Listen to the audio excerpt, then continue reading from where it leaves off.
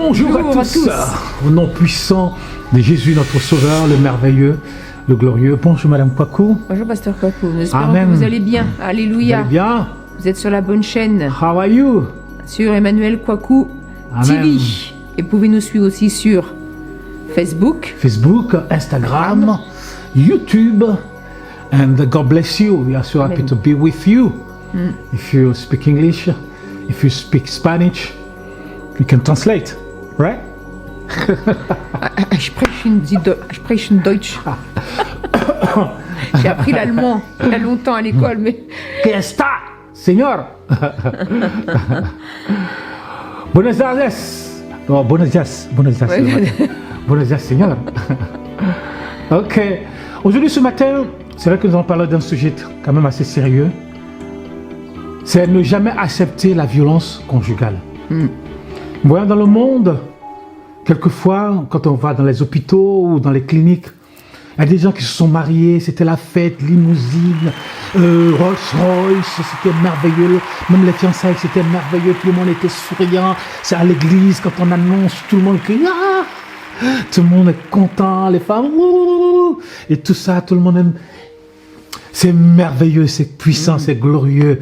Et après le mariage, il y a un grand buffet, c'est extraordinaire. Les gens mangent champagne pour tout le monde.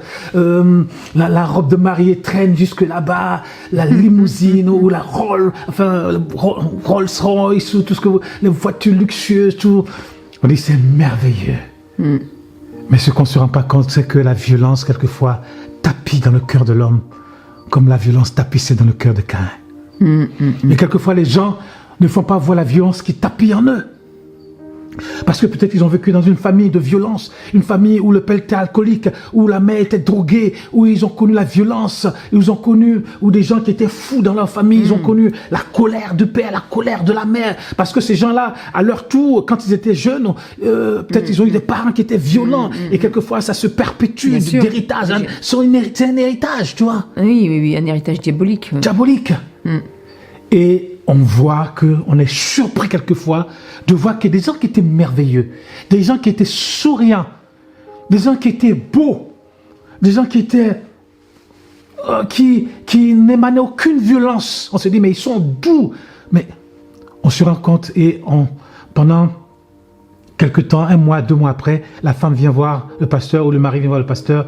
Mon mari me tape ou ma femme me tape, ou ma femme m'agresse verbalement, ou ma femme m'agresse, ou mon mari m'agresse verbalement, m'agresse psychologiquement, m'agresse physiquement. On est étonné. Et aucun chrétien, aucun homme, aucune femme ne doit accepter la violence conjugale.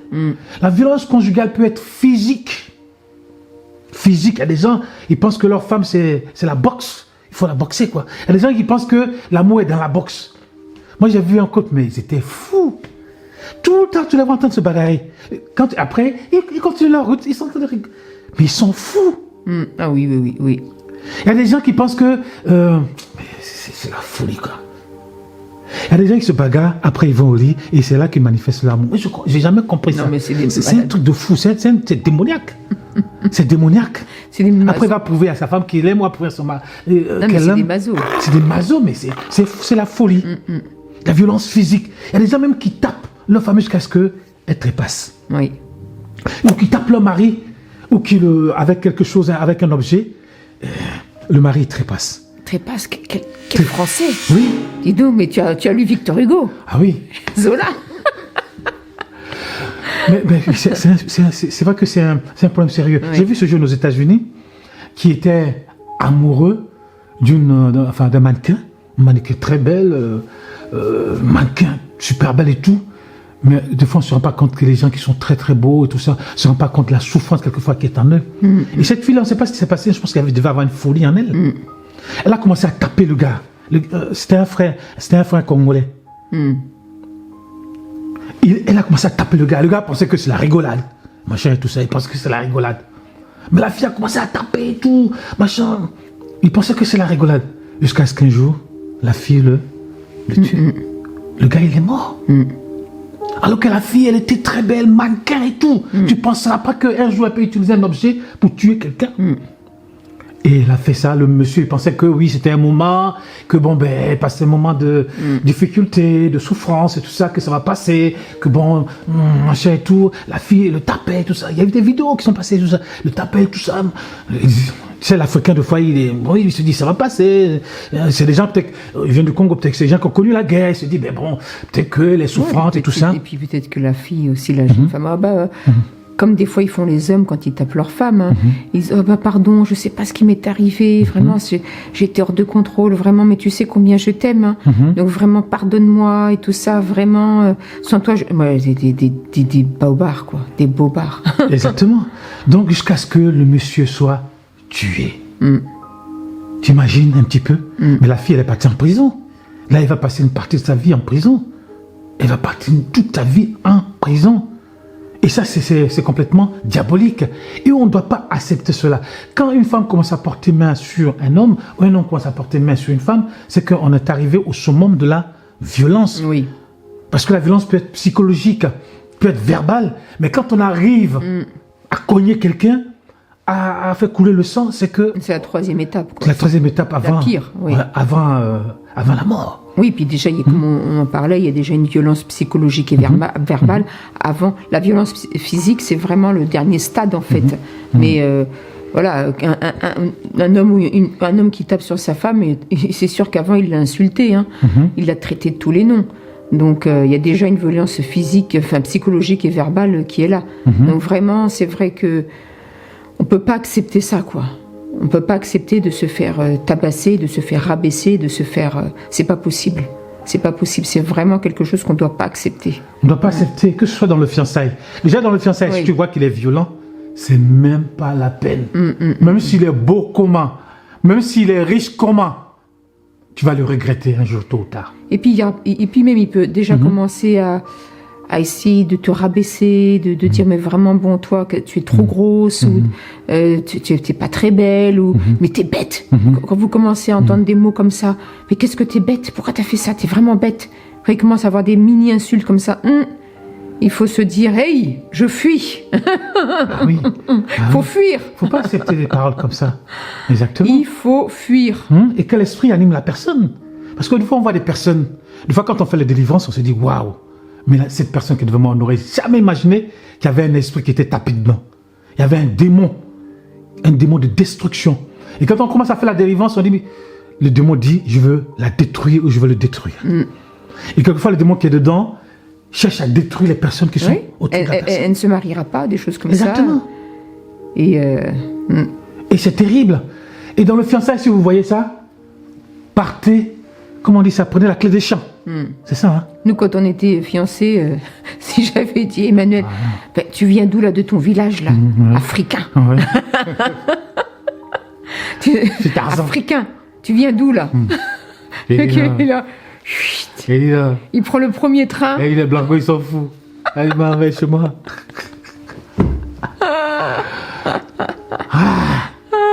Et dans le mariage, si vous voyez qu'il commence à vous intimider, ou qu'elle commence à vous intimider, ou que même la femme commence à vous tromper, que le mari commence à vous tromper devant tout le monde, à vous mettre la honte, que la personne commence à vous insulter, à vous humilier. Les femmes, elles sont très fortes pour ça, pour humilier les hommes devant tout le monde. Elles sont apprises, je ne sais pas quelles leçons, mais... à vous humilier, à vous rabaisser devant tout le monde. Posez-vous des questions. Il ne faut pas chercher à dire, oui, c'est un moment de passage. Ça peut arriver, ça peut être un moment de passage. Mais si la personne persiste dans la chose, persiste, jusqu'à ce que, à vous faites disjoncter, c'est qu'il va falloir réfléchir. Je comprends. C'est vrai que des fois, on dit que le mariage, enfin le divorce n'est pas agréable. Mais arriver à des stades de violence, on ne peut plus accepter ça. Non. Les gens sont obligés de se séparer. S'il y a la violence verbale, violence psychologique, jusqu'à ce qu'on arrive à la violence physique, les gens qui giflent, qui donnent des coups de poing, des coups de tête, qui donnent avec des couteaux, avec des objets, c'est fini. Non, faut fuir. Faut fuir. Si tu restes là, un jour, tu risques d'avoir des problèmes très très graves. Il faut fuir. Même si on est chrétien, le pasteur ne pourra rien faire. Le pasteur ne pourra rien faire. Mais des fois aussi, il y a des pasteurs qui préviennent les sœurs. qu'ils disent attention, cet homme-là, c'est pas bon. Vraiment, j'ai eu une parole pour toi et tout ça. Le Saint-Esprit m'a révélé, c'est ah non, non, non, il m'aime, il est beau, il m'a dit qu'il est gentil, non, non, j'ai jamais vu qu'elle. Il faut aussi écouter ce que dit le pasteur, hein. C'est pour ton bien, alléluia. Alléluia. On peut lire la parole de Dieu dans Éphésiens 3, non, Éphésiens 5, 33. 33, voilà. Du reste, que chacun de vous aime sa femme comme lui-même et que la femme respecte son mari. De même que chacun de vous aime sa femme comme lui-même. Si tu aimes ta femme comme toi-même, comment tu vas l'humilier, la traiter de tout le nom Oui, bah, tu l'aimes pas. Tu l'aimes pas, ça veut rien. Si tu peux pas dire à quelqu'un je t'aime, et puis tu l'humilies, tu la dégrades, tu l'insultes, tu la tapes. Non, ça c'est pas l'amour, ça. Ça c'est la folie. Ou la femme doit respecter son mari. Si tu respectes pas ton mari, tu l'humilies, tu le dégrades, tu le tapes, tu l'intimides, Est-ce que ça c'est de l'amour? Tu dis je l'aime, mais tu fais tout ça. C'est pas possible. Donc il est important de comprendre cela. On ne peut jamais accepter la violence conjugale. Nous qui sommes les enfants de Dieu, qui sommes nés de nouveau. Le fruit de l'esprit, c'est la douceur, la tempérance, l'amour, la paix. Que c'est ce que nous devons porter. Alléluia. Mais un chrétien qui ne porte pas le fruit de l'esprit, qui est violent, qui devient violent comme Caïn, pardon. Comme Caïn. Ça va être difficile. Un homme doit apporter de l'amour dans son couple. Et moi, j'ai vu aussi des cas terribles, quoi, où c'est... Quand des fois, il y a des femmes, elles sont vraiment méchantes, mais elles ont un cœur méchant. Des fois, leur mari est gentil et doux, mais devant les enfants, il vaut de percer vraiment un C1, on va pas dire les insultes. Et puis des fois, elle l'insulte il y a la famille. Mais qu'est-ce que tu fais, espèce de vieille imbécile? Des choses comme ça, tu sais. Puis le monsieur, il est là. Il peut rien dire parce que... Il dit rien parce que... Il veut couvrir sa famille. Oui, voilà, il veut pas qu'il y ait que ses enfants se souffrent de séparation. Et puis après, bon, les années sont passées, il est tellement habitué à être insulté, le pauvre, que il dit plus rien. Mais sa personnalité, peut-être qu'il avait une personnalité enjouée au début du mariage. Il était dynamique, il était enjoué, il était gai.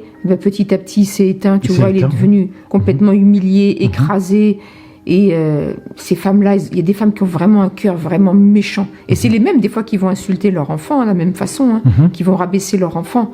Ce qu'elles font à leur mari, elles le font aussi à leurs enfants. Donc vraiment, c'est des choses qu'un homme ne doit pas accepter aussi. Que sa femme le rabaisse, que sa femme l'humilie comme ça, c'est pas possible. Moi, j'ai jamais fait ça avec Emmanuel. Moi, je vois des femmes qui sont là. Des fois, il y a il y a d'autres personnes. Oui, alors vraiment, mon mari, il est pas propre. Il range pas ses chaussettes. Il met ses caleçons sales partout. Je dis non. Quand j'entends ça, je dis, c'est pas possible. Faut pas humilier comme ça ton mari. Faut le respecter. Parce que si tu élèves ton mari, tu t'élèves toi-même. Exactement. Si tu rabaisses ton mari, toi-même, tu te rabaisses en fait. Exactement. Parce que nous sommes un. Exactement. Et quand il y a la violence de foi qui arrive dans le couple, c'est ce qui entraîne aussi l'adultère, parce que l'homme va vouloir aller chercher le calme, la consolation ailleurs, ou la femme va vouloir aller chercher le calme et la consolation ailleurs. Et ce qui fait qu'après, ça crée des problèmes et ça crée des divorces dans le couple. Et après, les enfants sont complètement traumatisés, le couple est traumatisé, les gens se séparent. Et on voit cela des fois dans le couple chrétien, des fois. Des couples chrétiens. La violence conjugale ne doit pas régner dans les couples chrétiens. C'est le Saint-Esprit qui doit régner. C'est Jésus qui doit régner. C'est l'amour qui doit régner. C'est la paix qui doit régner. Et nous devons être les modèles autour de nous.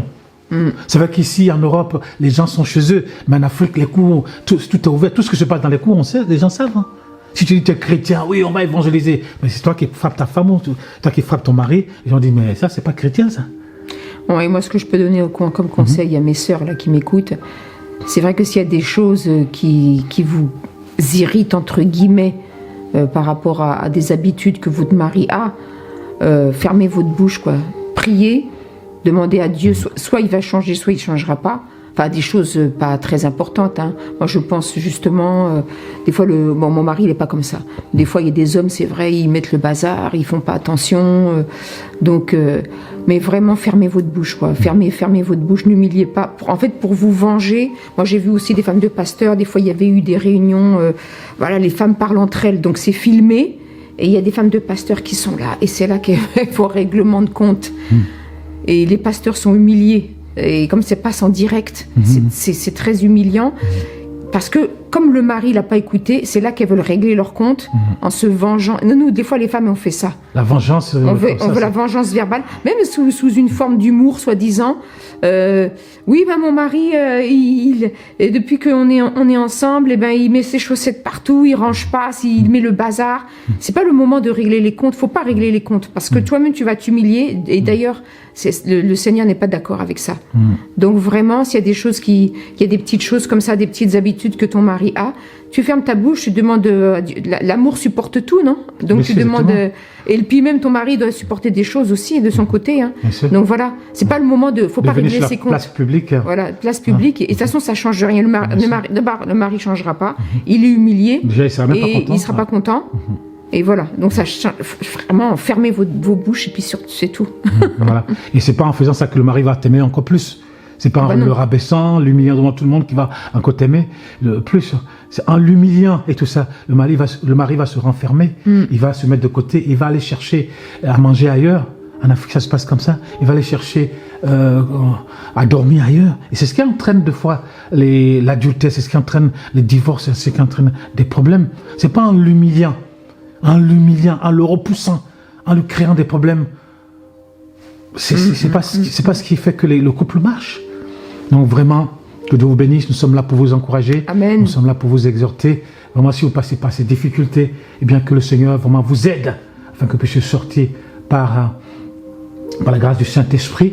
Amen. Et vraiment que Dieu vous bénisse. Merci et Dieu vous bénisse. Dieu vous bénisse. Alléluia. Amen. Que le Seigneur Amen. vous fortifie et puis mettez en pratique ce que les serviteurs de Dieu peuvent vous enseigner par rapport à la parole de Dieu, strictement conforme par rapport à la parole de Dieu, au nom de Jésus. Amen. Amen. Dieu vous bénisse. Amen.